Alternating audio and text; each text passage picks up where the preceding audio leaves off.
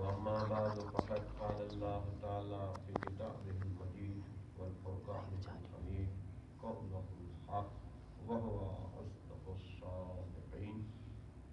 بسم الله الرحمن الرحيم. قل أطيعوا الله والرسول فإن تولوا فإن الله لا يحب الكافرين. إن الله اصطفى آدم ونوح وآل إبراهيم وآل عمران على العالمين ذرية بعضها من بعض والله سميع عليم. صلوات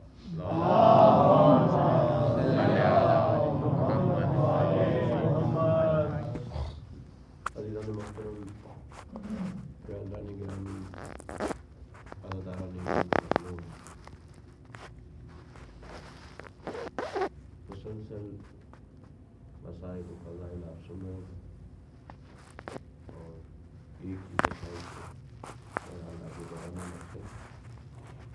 مگر خالق کائنات جن ہستیوں کو اصطفیٰ کر رہا ہے، بسم اللہ، اور ان ہستیوں کو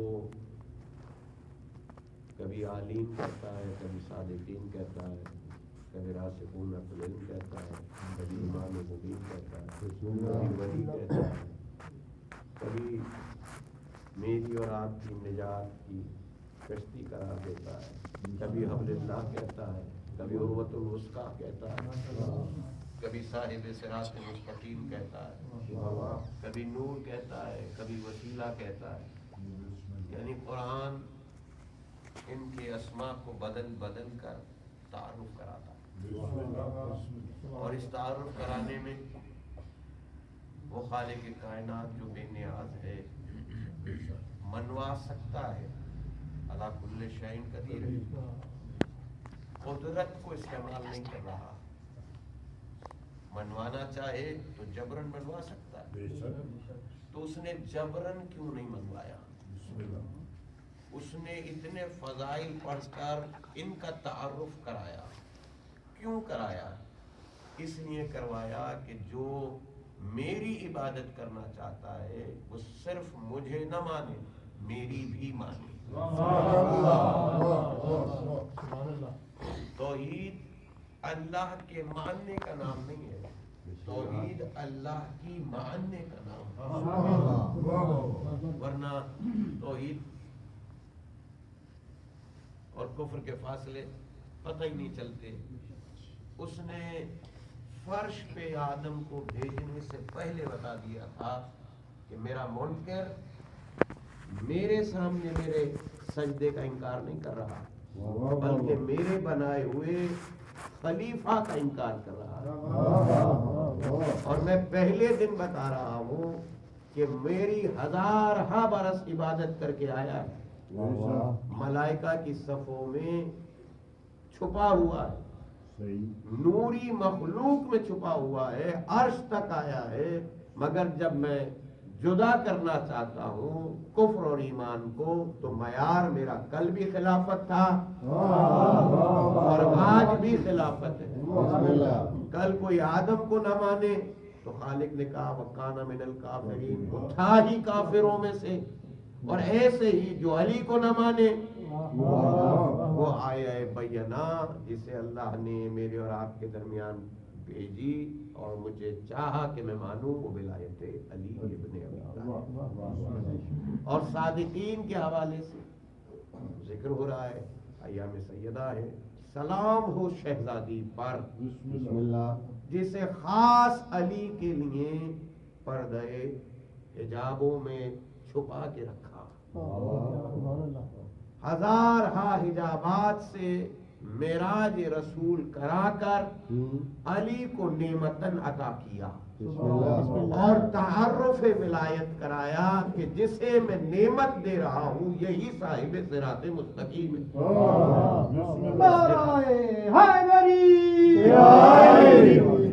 محمد وآل محمد صلوات.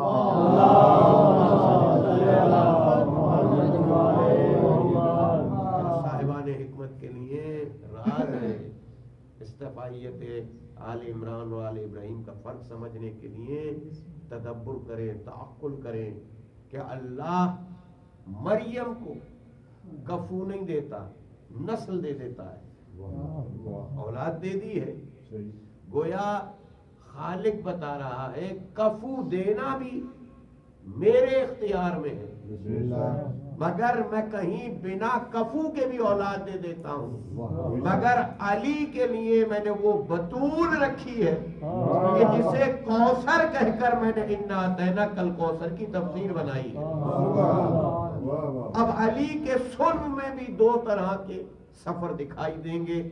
एक वो है जो नूरानी है, इमाम की मार्फत का सफर है, इमाम अता करेगा, और दूसरे सुल्ब ही का ये कमाल है कि वहीं से मामूम भी अता करेगा।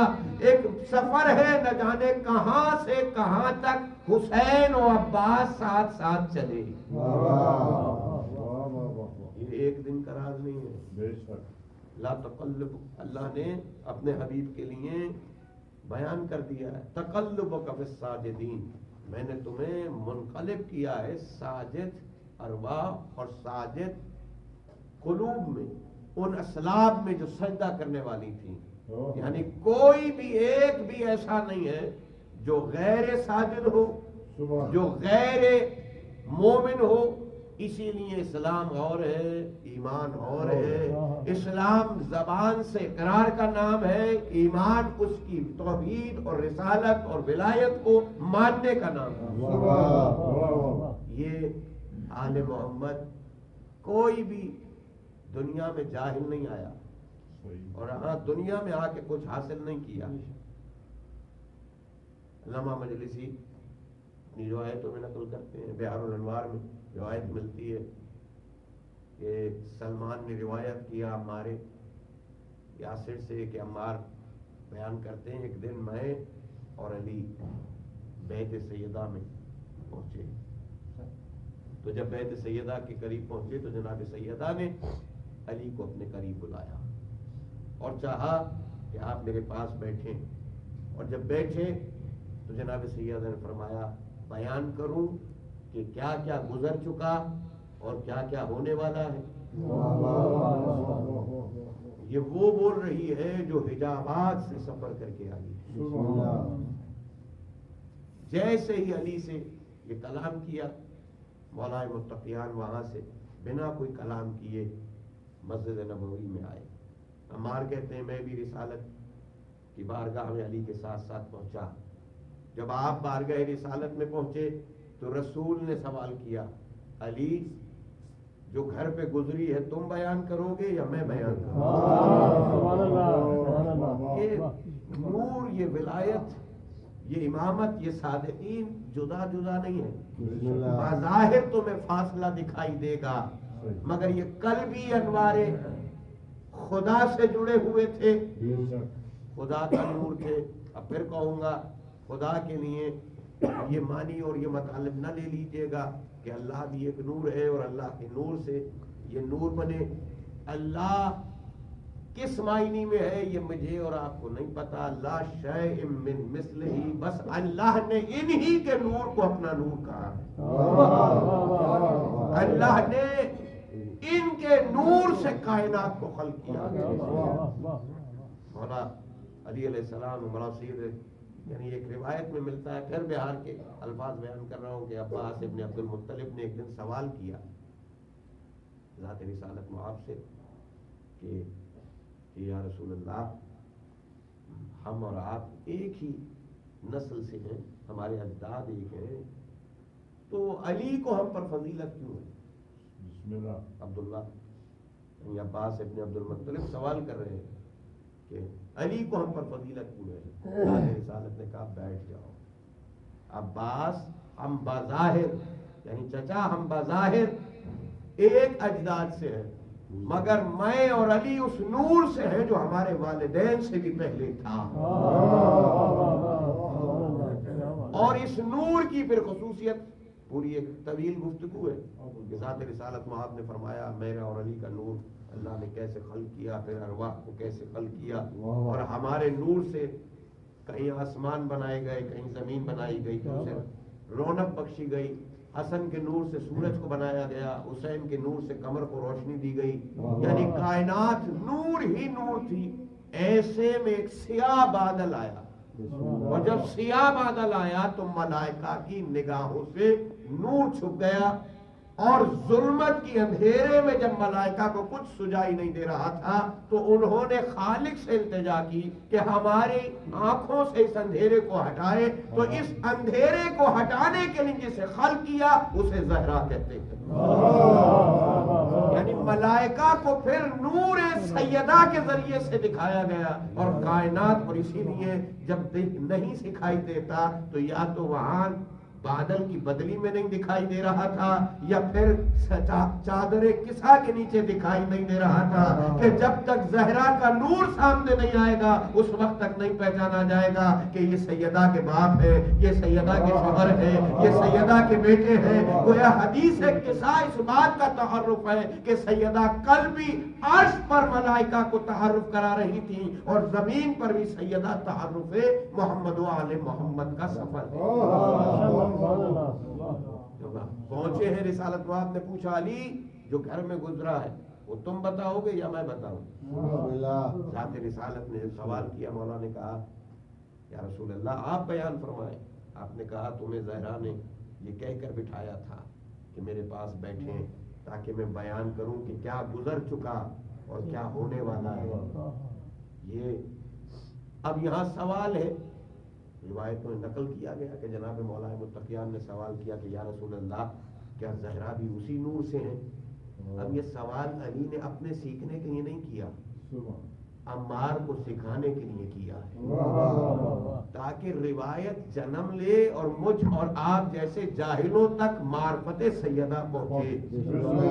مولا فرمانے سوال کیا، ذات رسالت میں آپ نے اس کی تشریح کی اور کہا یقیناً ہم ایک نور سے ہیں، اور اللہ نے اسے خاص نور کو حجابات میں رکھا اور علی تیرے لیے اس دنیا میں بھیجا۔ سلام ہو اس علی کی ذات پر کہ جسے اللہ نے اپنی خاص نعمت سے بہرمند کیا۔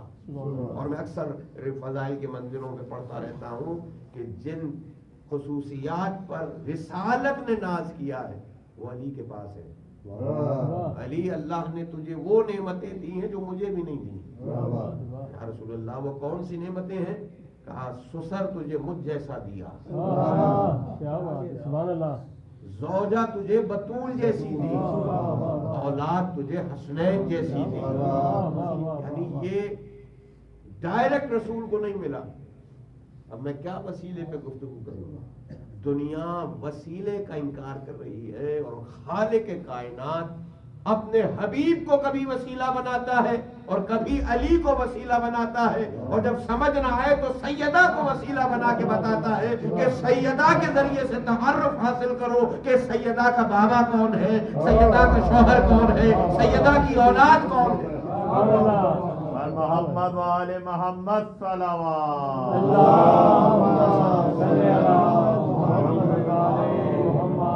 اب ظاہر دیکھیں فضائل علی کے پڑھے گئے کہ علی تجھے اللہ نے وہ نعمتیں دی ہیں جو مجھے نہیں دی۔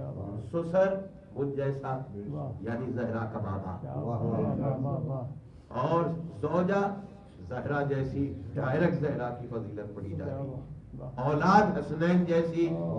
ساری اولادیں تو نہیں ہے نا علی کی اس شان کی، وہی عباس ہے، وہی محمد حنفیہ ہے، وہاں دوسری اولادیں بھی ہیں، مگر جو زہرا کے ذریعے ملی ہے وہ اولاد اور ہے۔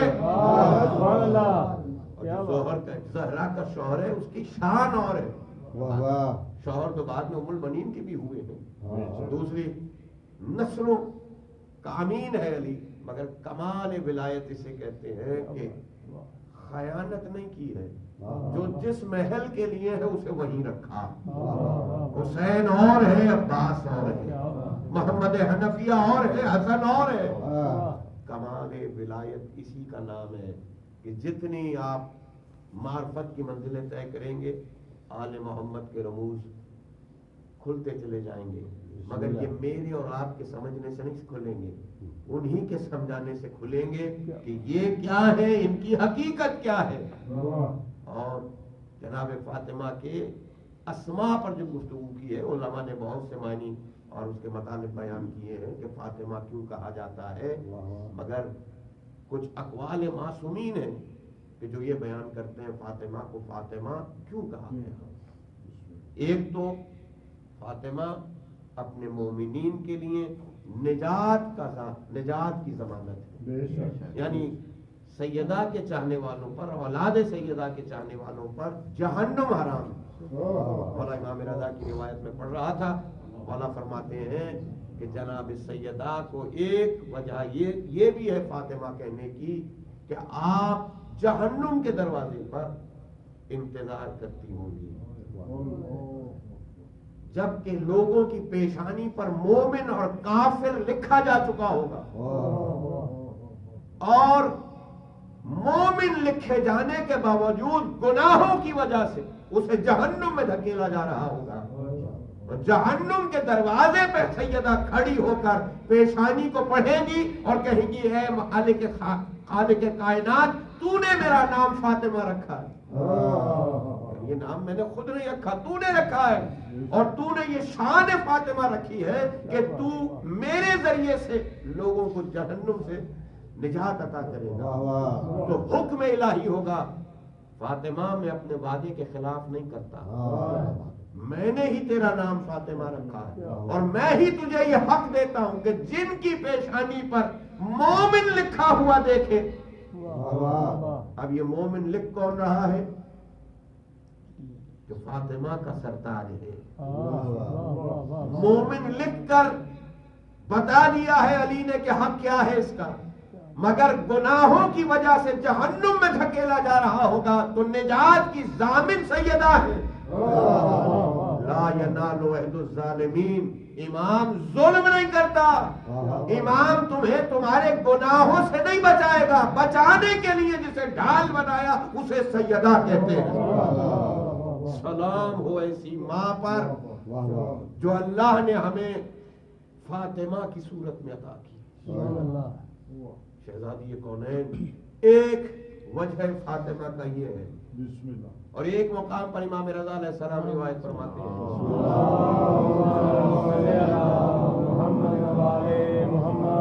کہ اس میں فاطمہ اس لیے رکھا گیا کہ خالق کائنات جانتا تھا کہ رسول کی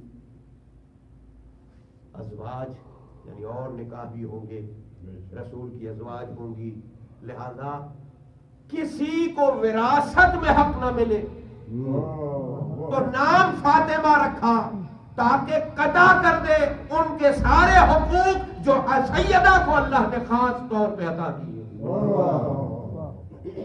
دکھ ہوتا ہے در ائمہ سے علم لینے کے بجائے ہم نے ادھر ادھر سے علم لیا اور پھر اس کی اپنی تعویل بیان کی. آپ سے میں سوال کرتا ہوں، کیا رسول کے سرہانے بیٹھے ہوئے اصحاب نے نہیں کہا تھا کہ کتاب خدا ہمارے لیے کافی ہے، اللہ کی کتاب کافی ہے؟ رسول نے قلم کاغذ مانگا، نہیں دیا گیا. کتاب کافی ہے کو جھٹلانے کے لیے سیدہ سوال فدق کرنے گئی. یہ بی بی فدق کیا مسئلہ ہے جس کو کائنات عطا کی گئی ہو؟ قبلہ فرما رہے تھے آپ کے سامنے، بی بی کا حق مہر بیان کر رہے تھے. خدا کی قسم حق کے مہر کے خدا کائنات کی ہر شے ان کی محبت میں اللہ نے بنائی. قرآن کہتا ہے کہ نہیں کہتا ہم یحسدون الناس علی ما آتاہم اللہ من فضلہ فقط آتینا آل ابراہیم الکتاب والحکمہ وآتیناہم ملک عظیم فمنہم من آمن بہ ومنہم من صد عنہ وکفی بجہنم سعیرا. اے انسانوں، حسد کرتے ہو اس فضیلت پر جو ہم نے عطا کی ہے آل ابراہیم کو.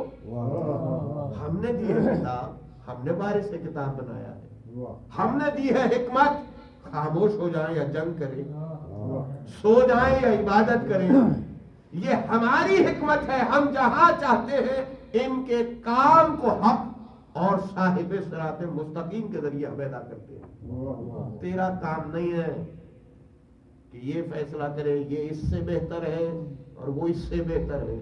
یہ آل محمد کا کمال ہے جسے جب چاہے بہتر بنا دے. اس لیے تمہیں یقین کے ساتھ آل محمد کا فالوور بنایا گیا. تمہارے دلوں سے تمام شکوک نکالنے کے لیے اللہ نے ان کے فضائل رکھے قرآن میں، تاکہ کبھی شک کے ساتھ نہیں، یقین کے ساتھ آل محمد کے ساتھ چلنا. یہ کبھی تمہیں صراط سے بھٹکنے نہیں دیں گے. جمہوریت نام کی شے اسلام میں نہ تھی، نہ ہے، نہ آ سکتی ہے. عرش پہ بھی جمہوریت اللہ کو پسند نہیں تھی اور فرش پہ بھی اللہ نے اس کی اجازت نہیں دی.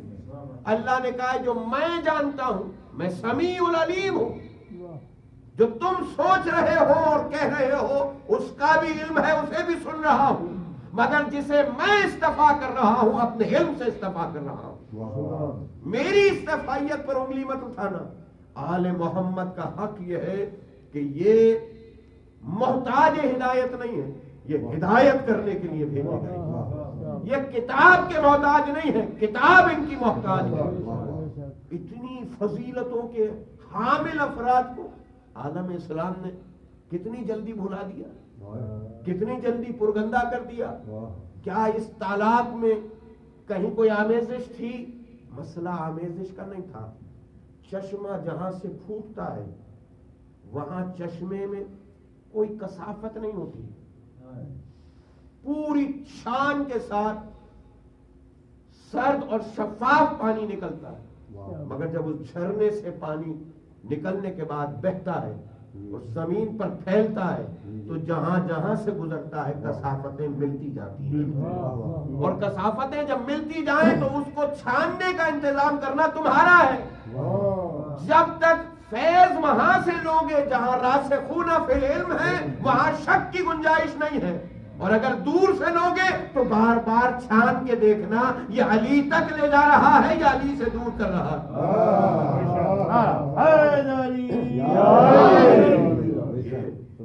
شکر ہے آل محمد کا کہ ہم نے کہیں نہ غلط لکھی نہ صحیح لکھی. اصول کے ماننے والے تھے تو جو لکھی اصول کافی لکھی، اور کافی کہہ کر میرے امام نے کہا کہ یہ اتنا ہی سمجھ لیں تو کافی ہے.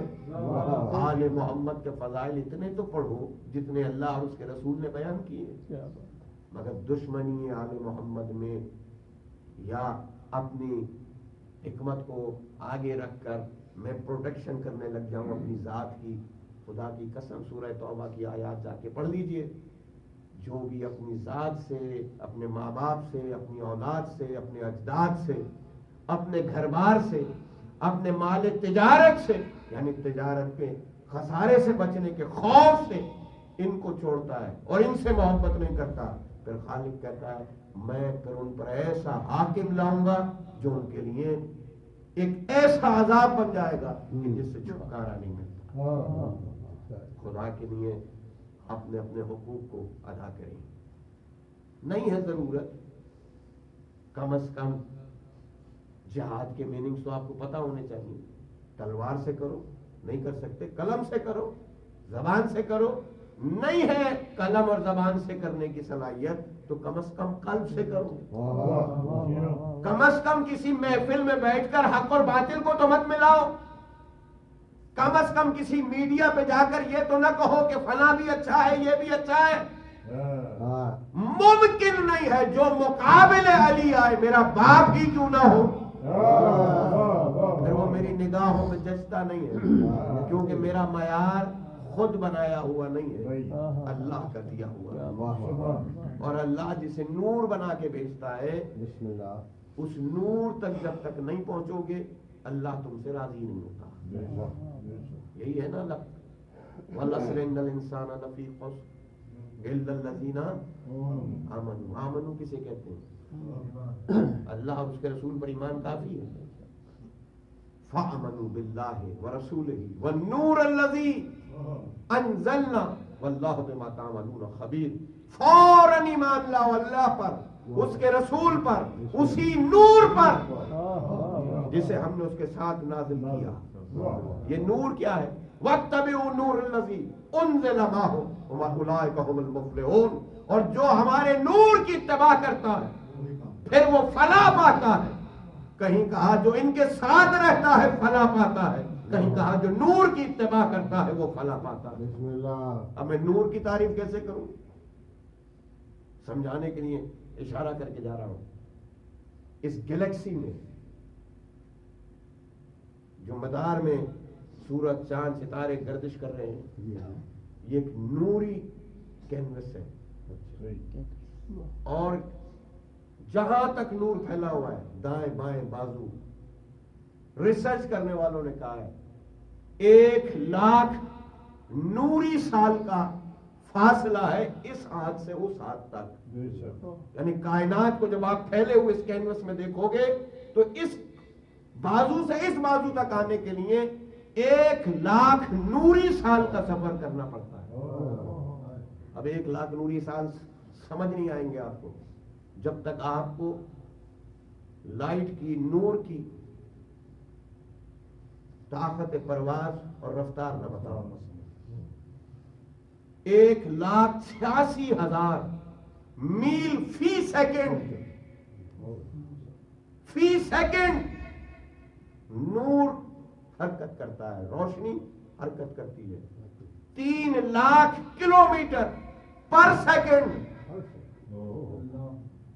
अब इस पर सेकंड को 30 से मल्टीप्लाई करें तो 1 मिनट में नूर की रफ्तार निकालेंगे रोशनी की। फिर 1 मिनट को 60 से मल्टीप्लाई करें तो 1 घंटे की सफर निकालें। आपके कैलकुलेटर फेल हो जाएंगे। आपके कैलकुलेटर के फिगर, आपके कंप्यूटर्स कैलकुलेट नहीं कर सकते कि ये नूरी साल किस कदर दूर है। महीने तक नहीं जा सके, कहां साल। और साल भी एक तो नहीं, 1,00,000 साल। 1,00,000 साल लगेंगे नूर को वहां पहुंचने के लिए। तो तुम्हारी औकात क्या है? तुम कहां से पहुंच सकते हो वहां तक जहां रसूल को मेराज कराई गई, जहां जिब्रील के बालों पर जल रहे थे, और फिर वहां अल्लाह ने सैयदा को अता किया। तो जब सैयदा को इतनी बुलंदी से दिया हो तो तुम समझोगे। इसीलिए जो नहीं समझते थे उन्होंने ख्वाहिश की सैयदा से अक्द करनी। तारीख में बहुत से नाम हैं। बहुत से लोग समझते थे दौलत की वजह से रिश्ता मिल जाएगा, मगर सैयदा का रिश्ता लाने वाले जब भी बारगाह रिसालत में आए हैं, रिसालत में आपका चेहरा गजबनाक हो गया। यानी जहालत पर रसूल गजबनाक होते हैं। उसको मांग रहे हो जो फख्रे मरियम है। जब मरियम को कफू नहीं दिया तो तुम फख्रे मरियम के कफू बनना चाहते हो। सलाम हो उस शहजादी पर जिसे समझाने के लिए अल्लाह ने पहले मरियम को रखा और फिर मरियम को बिना कफू के औलाद दी, और ये बताया कि अगर चाहता तो औलाद बिना शोहर के भी दे सकता हूं, मगर सैयदा वो जात है जिसके लिए मैंने अपनी कायनात में अली जैसा बनाया है। मोहम्मद वाले मोहम्मद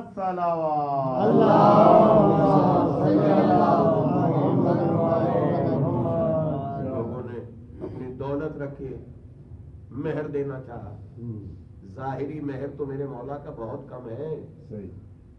मौला ने अपनी ज़रा बेची थी, जनाब उस्मान गनी के हाथों फरोख्त की थी। मैं कहता हूँ वहां हिबा करने वाले क्यों तोहफा नहीं देते। रसूल ने भी कोई शबे मेराज, शबे हिजरत ऊंटनी खरीदी थी।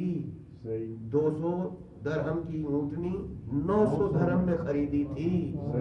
गोया कोई तो ऐसा है जो तिजारत कर रहा है, मगर ऐसा ताजिर कोई नहीं मिला जो शबे हिजरत सो जाए और अल्लाह की मर्जी खरीद ले। मौला के रसूल का हुक्म था आज कोई ना आए। मैं कैसे पढ़ूं शबे हिजरत।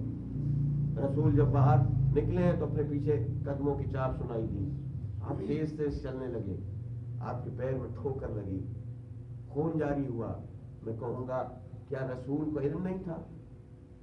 جیسے میں نے ابھی آپ کے سامنے پڑھا، سیدہ عالمہ غیر معلمہ ہے۔ سیدہ تو دور کی بات ہے، ثانیہ زہرا کو عالمہ معلمہ بنا دیا۔ کل میں نے آپ کے سامنے بتایا 23 سال میں جو قرآن اترا تھا، 3 سال میں فضا کو ازبر کرا دیا۔ فضا پھر قرآن کے لہجے میں گفتگو کرتی ہے، ایسی شہزادی، کبھی حسن سے وہی سن رہی ہے۔ یہ حسن سے وہی سننا کیا اس لیے ہے کہ میں وہی جانتی نہیں ہے؟ چاہتی ہیں کہ تعارف ہو جائے دنیا تک کہ یہ کم سنی میں بھی کم سن نہیں ہے، یہ کم سنی میں بھی امام ہے۔ کیا آپ کے سامنے روایتیں نہیں ہیں؟ مولا حسن حسین کے آنے سے پہلے تعارف حسنین کرایا گیا۔ شہزادی کا اب کس سے ہوا؟ بعض روایتیں ہیں کہ علی نے پیغام دیا، اور بعض روایتیں یہ ہیں کہ ذات رسالت معاذ نے خود چاہا اور کہا علی اللہ نے تیرا آنکھ زہرا سے عرش پہ کرا دیا، میں چاہتا ہوں اس کو فرش پہ بھی ادا کیا جائے۔ تو کیا ارادہ ہے؟ میرے مولا نے حکم خدا اور رسول کے سامنے سر جھکا دیا، یا رسول اللہ آپ نے پالا پوسا ہے، میں نے آپ کی آغوش میں پرورش پائی ہے، جیسا فیصلہ کریں گے مجھے قبول ہے۔ علی کچھ ہے گھر میں مال و متاع؟ یا رسول اللہ کچھ اور نہیں، ایک سواری ہے، ایک تلوار ہے، زرہ۔ مولا نے کہا تلوار تمہارا ہتھیار ہے، زرہ کی تمہیں ضرورت نہیں۔ کیا کمال شجاعت ولایت بیان کی جا رہی ہے۔ علی تک کوئی تلوار پہنچے یہ ممکن نہیں ہے، لہذا زرہ فروخت کرو اور جہیز کا اہتمام کرو۔ جہیز سیدہ کیا ہے؟ مٹی کے چند برتن، چمڑے کی مشک، چمڑے کا ایک چھوٹا سا بستر، ایک سراہی، مٹی کا ایک برتن، کھجور کا بنا ہوا ایک برتن، کل جہیز ہے سیدہ کا۔ ایک سفید چادر، یعنی جس چمڑے کو بچھا کے سوتی تھیں اسی پہ دن میں جانور دانا کھاتے تھے۔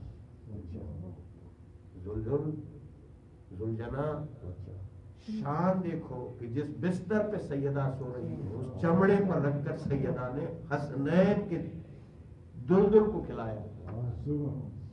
عزیزان محترم، سیدہ نے، اور جب شادی ہو گئی مولا علی سے، میں نے سارا ذکر چھوڑ دیا، جلدی سے گزرنا چاہتا ہوں تاکہ سیدہ کا سفر بیان کر سکوں۔ 5 بعثت کو دنیا میں آئی ہیں ظاہری طور پر۔ عیسوی سال بنتا ہے 614 اور 615 عیسوی۔